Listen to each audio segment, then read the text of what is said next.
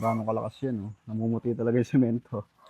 So kung napanood mo yung video natin before, meron tayong modification na ginawa dito. Kasi nga yung pinaka-gun niya isang haba. So pag ginamit natin siya sa medyo mga tight space, medyo awkward. Kasi normally, ganito siya kahaba, guys. Pag masikip yung lugar nyo, hindi ka makakakilos na maayos. Ganun-ganun ka. Diba? So ang ginawa ko, modify ko siya para mas maging short gun na lang siya na tinatawag. Imbis na bumili tayo nung separate na gun, minodify ko na lang tong mismong gun ng Lotus.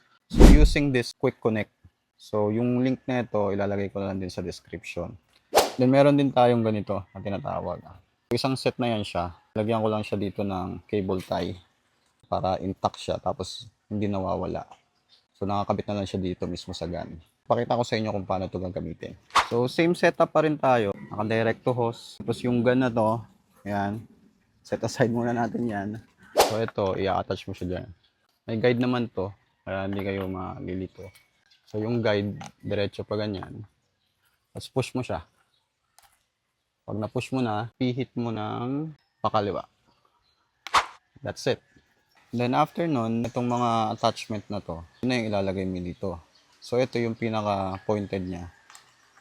So para ilagay yan siya, baba mo muna to, pasok mo. Then hintay mo mag-lock. Okay na yun siya. So testing natin to, each color. So ito yung pula, yan, pointed. Gaano kalakas yan, oh. Namumuti talaga yung semento. So next, yung orange. Medyo wide siya. Mga 1/4. Next naman yung green. Ito mas wide ng konti compared din sa orange. Then next yung puti. Ito super wide naman siya. Ito talaga yung pangbanlaw. Pagkatapos yung magsabon. Ganun siya ka-wide. And lastly yung itim. Pang sabon to.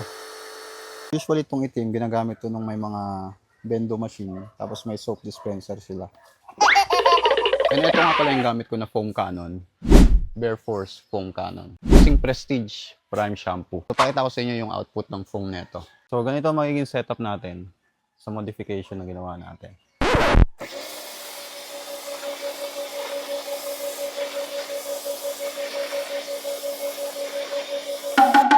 Kapal, no? Tignan mo yung foam niya. Hindi ka agad bumababa. Mag-i-stay lang siya. Tapos sa pagbanlaw niya, ito, gagamitin natin yung puti.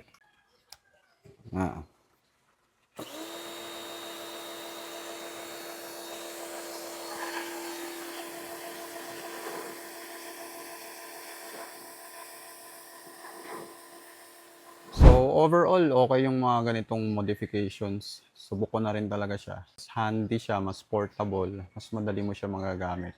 Mas efficient din siya, lalong-lalo na to.